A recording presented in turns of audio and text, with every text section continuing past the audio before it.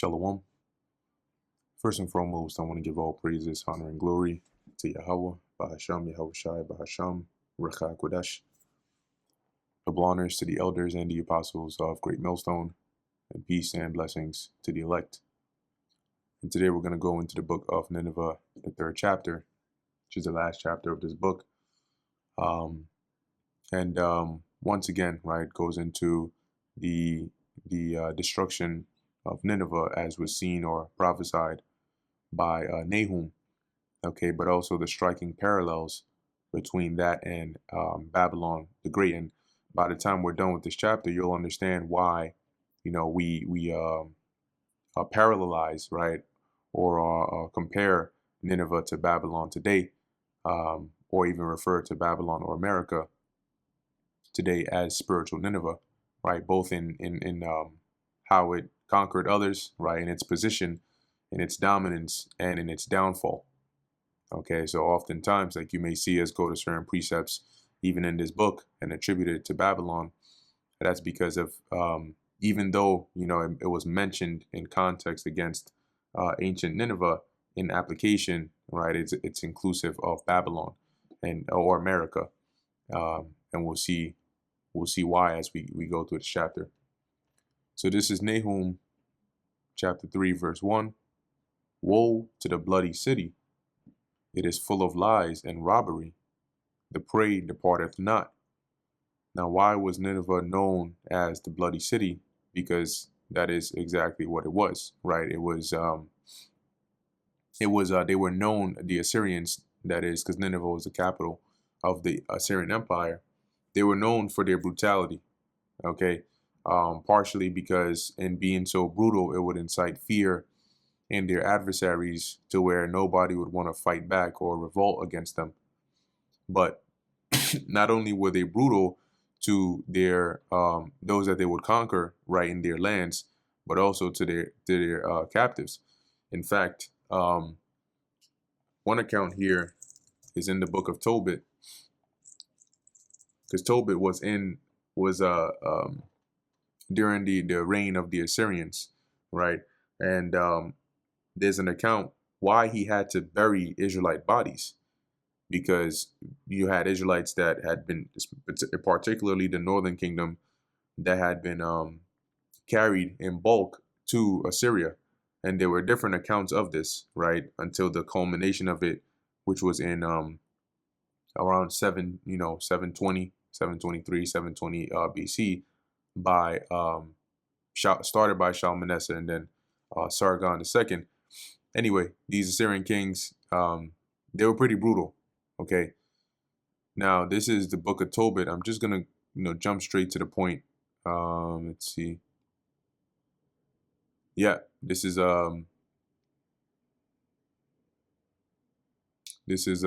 Tobit chapter 1, because Tobit was as it says, where is it? Purveyor. Let's see if I can find that. Yeah, he was a purveyor to the Assyrian king at the time. Now in the Greek, the names in the Greek, don't necessarily always line up with their secular names. So you might see these names and it may sound a bit confusing when you try to match it with the timeline. But for now, we'll just refer to them as the ruler, the Assyrian ruler at the time. So when you come down here, right, it says here, and this is Tobit recounting, himself and what he's been doing. Verse 16, and in the time of Enemeser, which was an Assyrian king, I gave many alms to my brethren, and gave my bread to the hungry, and my clothes to the naked. And if I saw any of my nation dead, or cast about the walls of Nineveh, I buried him. If the king Sennacherib had slain any when he was come, and fled from Judea, I buried them privily. See? So right there it goes to show you, it says here, for in his wrath he killed many, but the bodies were not found when they were sought for of the king. And this is interesting because, in reading the book of, the book of Tobit, it didn't really stand out to me, this part, as it did now, that keeping in mind you had Israelites, particularly of the northern kingdom, that were in Assyria during the account when Sennacherib came against Judah, and the Lord had caused the angel to slay was 185,000 of his men, and then he fled. So I guess here is the other side of what ended up happening before, of course, he was slain, but what ended up happening when he returned, because he was angry. And that's why, as Tobit has mentioned here, he killed many Israelites, but the bodies weren't found because Tobit was burying them. But this is just one account, right, of how harsh and bloody and ruthless they were. As it says, full of lies and robbery. And it's going to go into that a bit about how they're, the merchants of their land were in taking advantage of others and their people and their land and stripping off their resources. The prey departeth not. The prey departeth not. The prey here are like the captives or the slaves or victims. And by them departing not, meaning within this city, they always constantly had victims. There was never a shortage of victims. And you can see how this resembles America today, right? Within this place, not only within, but also without, and how they conquer and how they come up with propaganda and go into other countries and they commit atrocious acts. Okay, and then they cover it up with a cover story and justify it. But this place is also is also known as a bloody city for similar reasons as to what ancient Nineveh was known as a bloody city. Because why was it called a bloody city? Due to its actions. Why was it known as being full of lies and robbery? Why were these things said about ancient Nineveh? They were said for the same reasons that it can be said about Babylon. It's following in the same footsteps. Continuing verse 2, it says the noise of a whip. So now he goes into the scene of them actually going down, right? And this happened was around 615 or so BC. So this is long after Sennacherib was dead and so on. You had different Assyrian kings at the time, but they started to go into a decline, right? Civil war, economic turmoil, and eventually being taken over by the coalition of the rising Neo-Babylonian Empire and the Medes, and I think the Kassites, some supporting allies. So it says here the noise of a whip and the noise of the rattling of the wheels. So this is like a scene of chariots running through the city. The rattling of the wheels and of the prancing horses. So the horses that are galloping and pretty much running, and the jumping chariots. So when you watch whether like a scene with horses that are pulling chariots and they're going really fast, if they're like either cutting a corner or they're just, jumping over an obstacle or just running, you'll see the horses dragging the chariot, but you'll see the way the chariot is moving.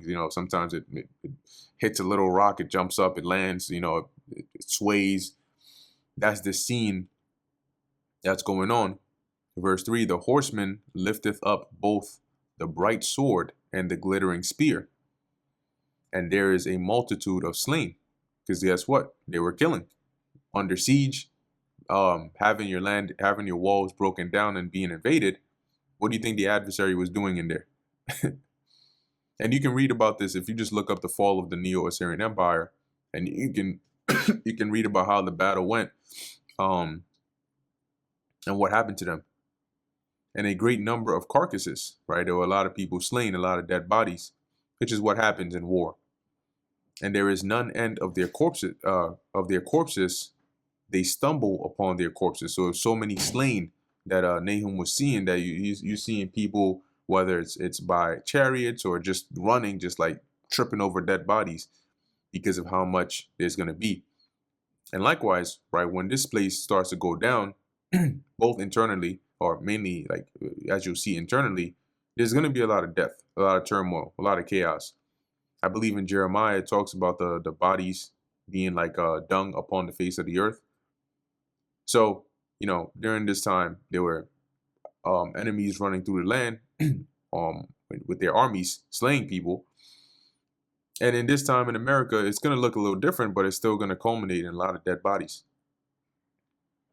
Verse 4, because of the multitude of the whoredoms of the well-favored harlot. And their whoredoms, right, well, they were known as the well-favored harlot. Why? Because they had established themselves as a dominant power and gave off the appearance, like you see today, of being this city to be. Like Nineveh is the city, right? That's why countries all around, neighboring nations, they knew about it. They knew about its splendor and so on and so forth. But a lot of it under the scenes was through whoredoms, right? Sorceries, deception, wicked practices. Okay, to lure and attract nations into deals, and then they would realize that really it was just for them to lose their freedoms. Similar to what Antiochus did. The mistress of witchcrafts that selleth nations through her whoredoms. So by appealing, and getting into these agreements, these deals, and even just luring certain nations, they would make them subject onto themselves, right? The Assyrians here would either go into a land, give them some ridiculous ultimatum, okay, take them captive, all right, sell their people.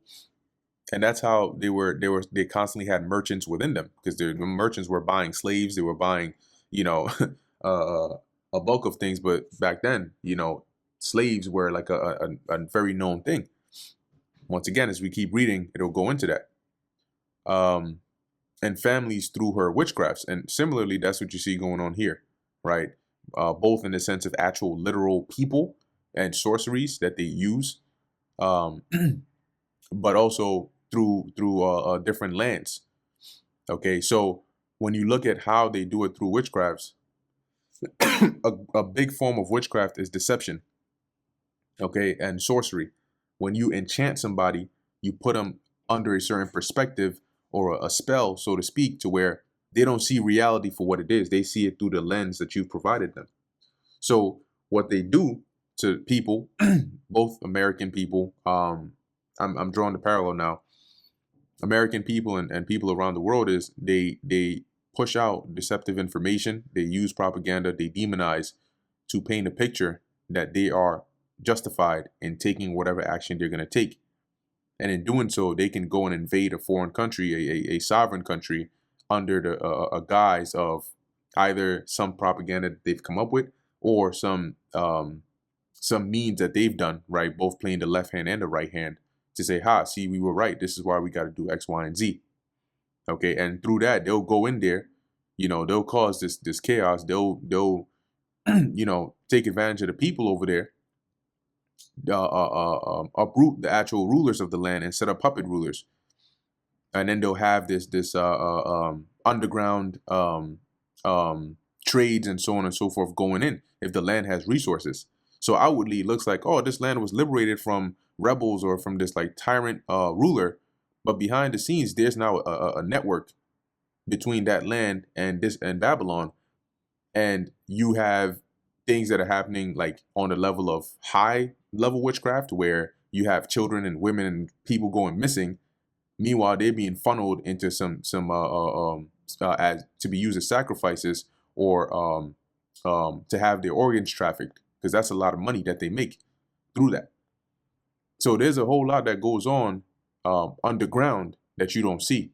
When they take interest in a particular country or people or a certain group, and they go in there, it's more than just what you see on the news. It's more than just what it looks like on the war front. Those nations that get taken over have to abide by a certain contract.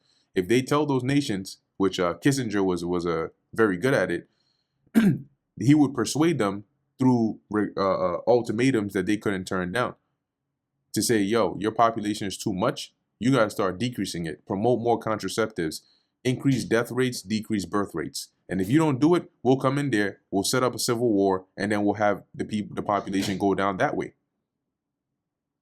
And all these things are through deceptive means, through witchcraft, through sorceries. But that's what they do. Okay, and similarly, in their ancient world version, Nineveh was practicing this. Because For all these heathen empires and rulerships, in order to come up into that position, there was whenever you're a major empire like that, there's always usually some secret society or some esoteric group behind the scenes that's pulling the strings. Verse 5, behold, I am against thee, saith the Lord of hosts. I will discover thy skirt upon thy face. And the Lord showed them that he was against them by first sending Jonah to prophesy against them. Right? And it says, I will discover thy skirts upon thy face. To discover your skirt upon your face is to lift up your skirt, right? Like a woman who has a dress or a skirt and it gets lifted up to her head. And then basically everything under is exposed. And I will shew the nations thy nakedness. So what's under that skirt? And the kingdoms thy shame, right? It's a shame because you're embarrassed, right? When that part of you is exposed. And what this means on a national level, because nations don't wear skirts, but what this means is they will be exposed, right, for what's really going on within. So when you look at what was happening in ancient Nineveh, it wasn't until they started to weaken, you started to have civil wars, you started to have economic decline, you started to have dark periods, that it was now starting to become more apparent, both to those that wanted to find a good time to revolt, and to the nations that looked at it as this glorious, kingdom that could never go down. That shame was uncovered, and they could see it for what it really was, to say, damn, so this is what it's really like this is what's really going on in there. And similarly, as if you look at America, there was a period in time where, people would look at it and look, they would think the American dream, right? They would think, yo, this place is like heaven on earth. But through different events and different things going on, and now the use of like social media and information being spread, people are seeing what's really going on here. And they're like, yo, it's still the talk of the town, but for the different reason. Verse 6, and I will cast abominable filth upon thee, and make thee vile, and will set thee as a gazing stock, right? Which was when abominable filth or dirt was cast upon you, was a sign of disrespect. Okay, and what the Lord did, obviously, he didn't grab actual filth and just like put it upon them, but the effect that one is in being under this condition was that same effect. The Lord caused that to happen by having them be taken down or be taken over. As it says, and I will set thee as a gazing stock, meaning that the known world at the time was going to witness this. And they were going to see, damn, this place ain't, it's not what we used to think it was. And it shall come to pass that all they that look upon thee shall flee from thee, and say, Nineveh is laid waste. So as they see it going down, they see it, being besieged, right? They see the armies being destroyed. They're gonna know, yo, this place is not gonna stand. This one so great a kingdom, a capital is falling, and they're gonna what? They're gonna flee. Just like it says in Isaiah 13 that when this place starts going down, like when America starts going down, people are gonna flee every man to his own land. The reason there's such striking parallels, which the same remains true for even other empires that came after. If they followed the same footsteps, as the saying goes, history repeats itself, and there's nothing new under the sun. If they followed the same footsteps, when the Lord started to take them down, you would see it in a similar manner, right? This is what happens when an empire starts to go down. Those that can flee will flee, just like the Titanic. When they saw the Titanic, everybody wanted to jump on the Titanic, but when it started to sink, everybody wanted to flee off of it. It's the same thing, right? This Nineveh was a great empire, right? At least in the sight of the people at the time. But once it started to go down, nobody wanted to stay there. Everybody started to flee. Same thing. Once this place starts to go down, everybody's gonna want to flee. Nobody wants to stay in a empire that's being destroyed, except for deranged, people who've Stockholm syndrome, who've been desensitized. They're gonna go down with this place. As it says, who will bemoan her? Whence shall I seek comforters for thee? Now I'm gonna pull this up in another translation. Yeah, okay, I think NLT is good. It says, all who see who see you will shrink back and say, Nineveh lies in ruins. Where are the mourners? Does anyone regret your destruction? And the answer is no. Because even though as great as a kingdom as it was, people didn't like the Assyrians, right? Like they weren't, favored because they ruled with a very iron fist. And it's the same thing. Once this place goes down, people are going to rejoice. As the saying goes, when the wicked bear rule, the people mourn, but when the righteous are in authority, the people rejoice, roughly paraphrasing. Verse 8, art thou better than populace? No. Now, when you go into this word here, it's referring to Thebes, right, in Egypt. I think it was in Upper Egypt. But the name there in the Hebrew, I think, is Noamun. Noamin. Let me see here. Yeah, so if we go here, it says here, I'm a one, all right, or, well, they have it here as Amun. But anyway, Ammon or Amun. And it says an Egyptian god, originally the local god of Thebes, later head of the Egyptian pantheon. So when you look at most of the other translations, they have this as Thebes.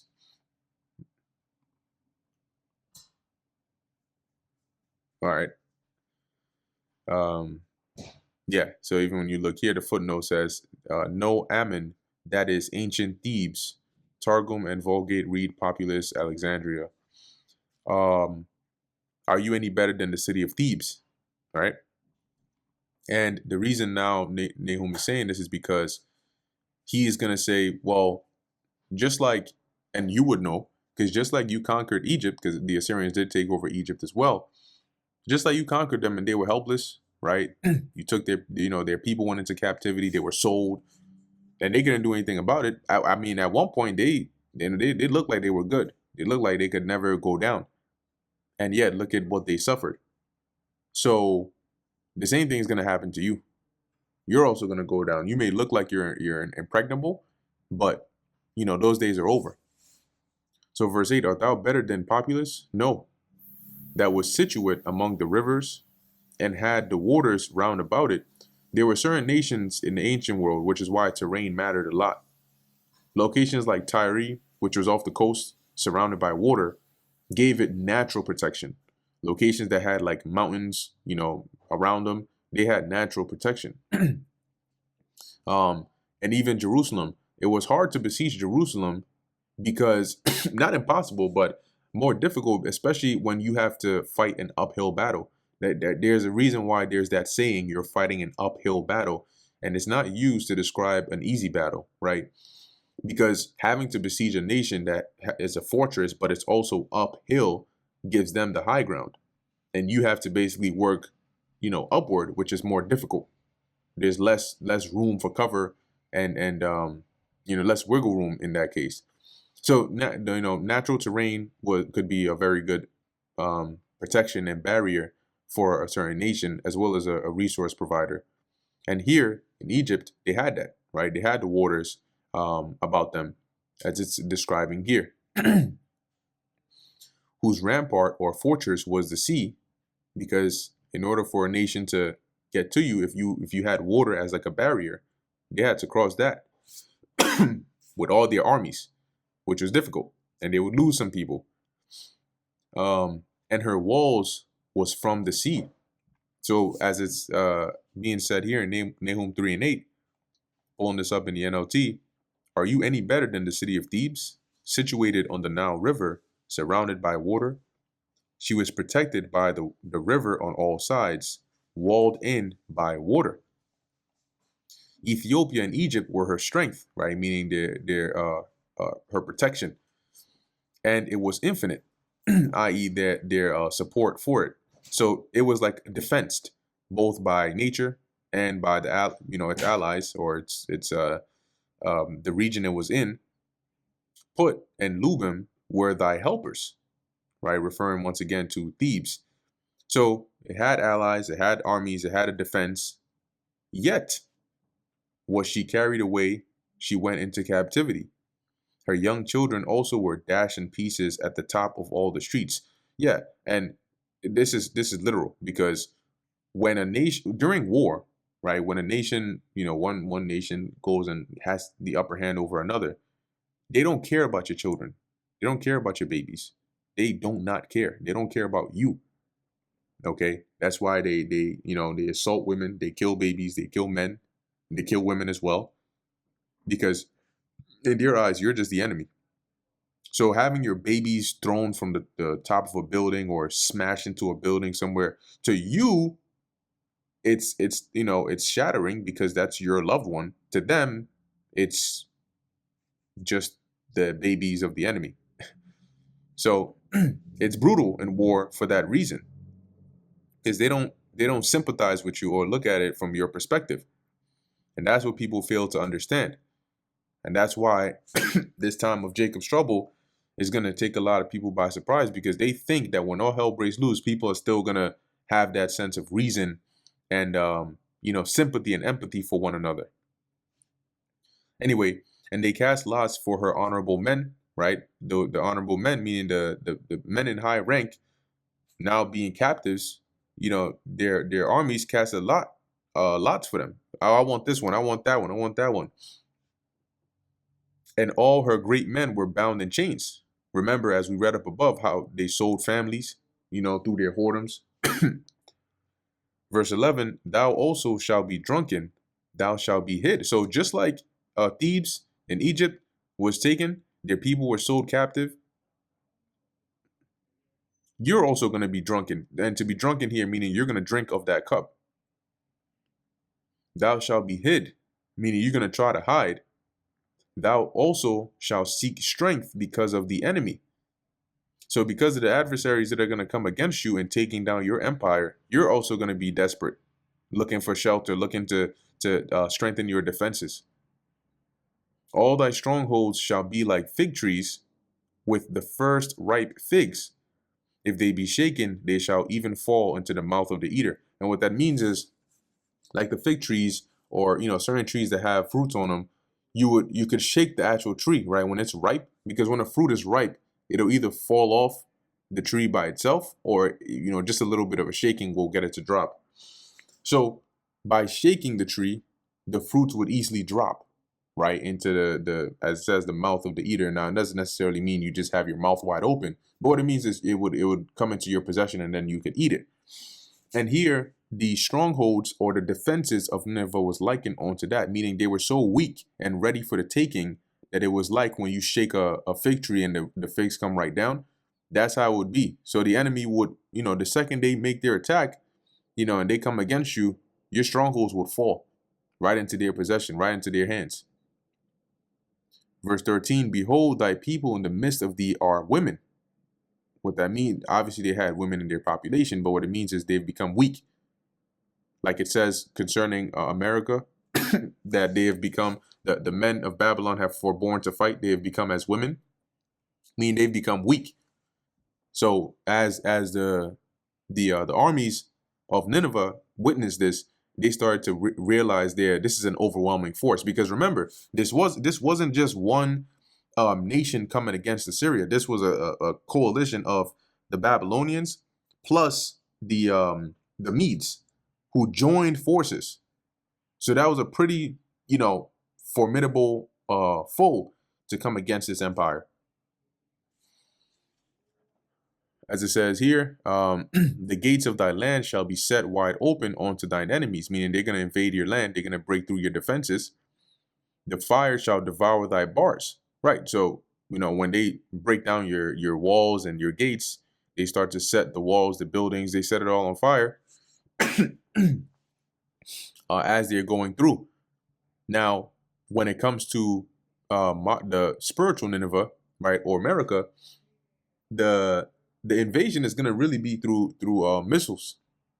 Okay, and that fire that's going to devour these bars is going to devour both the bars, the land, and everything in it.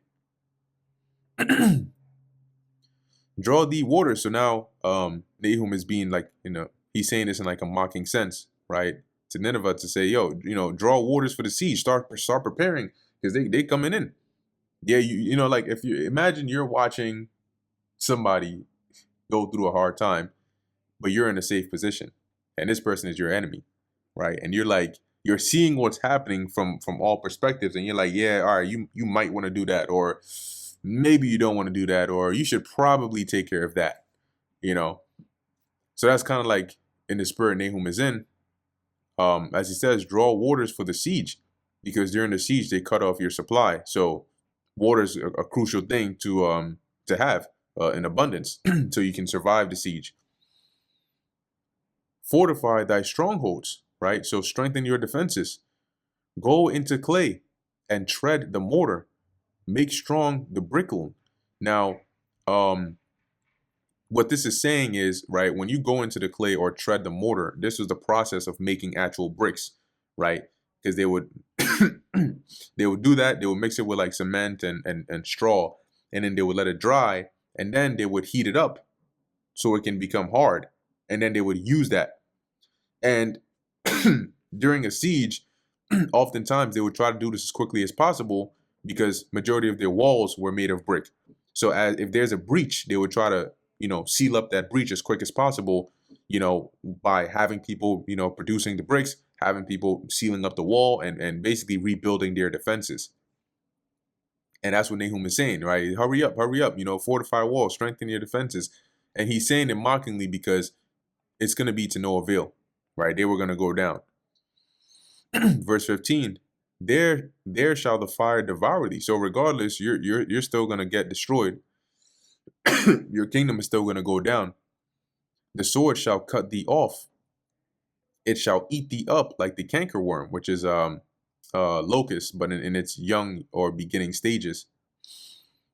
And that's exactly that's gonna be the exact fate that happens to America as well. Now, ancient Nineveh, the fire that devoured it was through like cities being set on fire, right? And so you would have the buildings burning. Most of the flammable things would really be burning, but eventually the burning would stop, right? And you still have remains of the city. In this Nineveh or in America, the fire that's going to devour this place will not leave anything after. Okay, the fire that's going to devour this place and the sword that's going to cut this place off is going to be the nuclear missiles.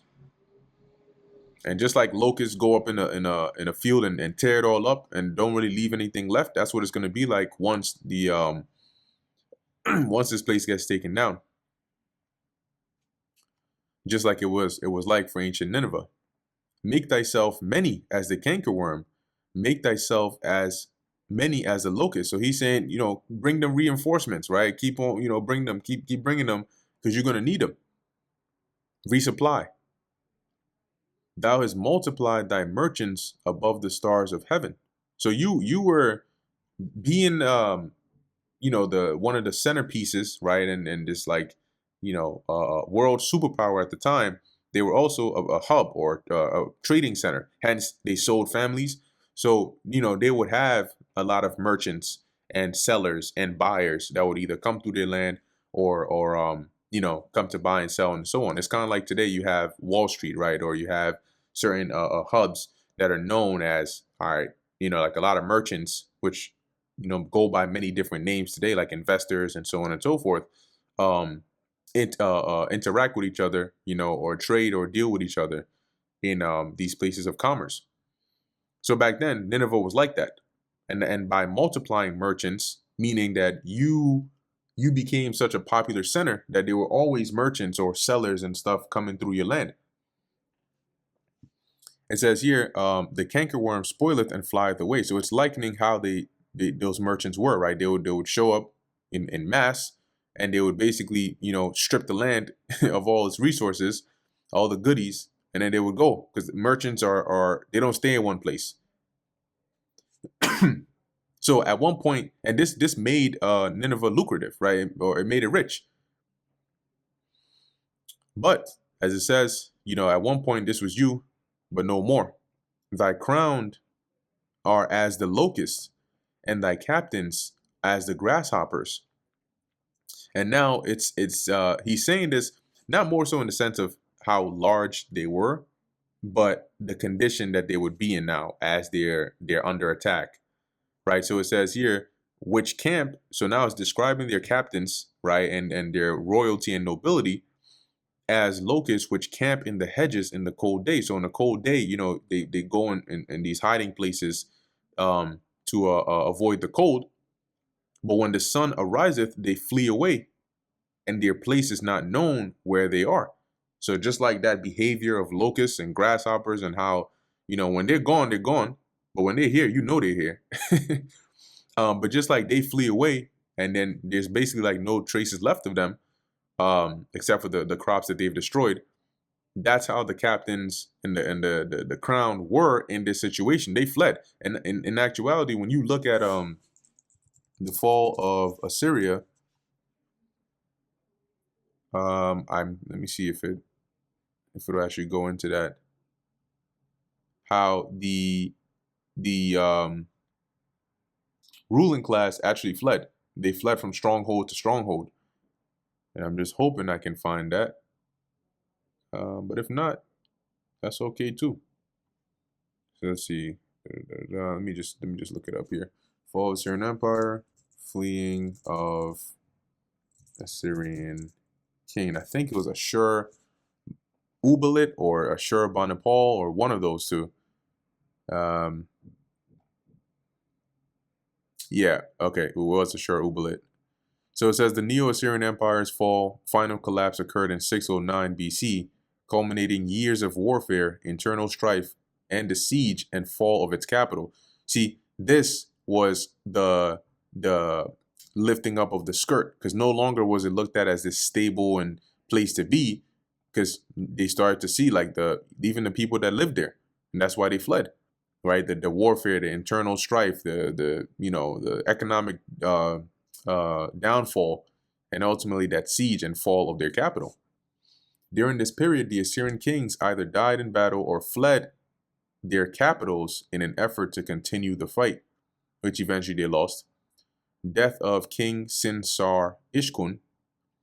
The Assyrian capital Nineveh fell in 612 BC after a 3-month siege by and you see how short the siege was? Usually some sieges the siege of Samaria, I believe, was 3 years, right? So this is why when we read in Nahum, it mentioned that their strongholds were like the figs, right?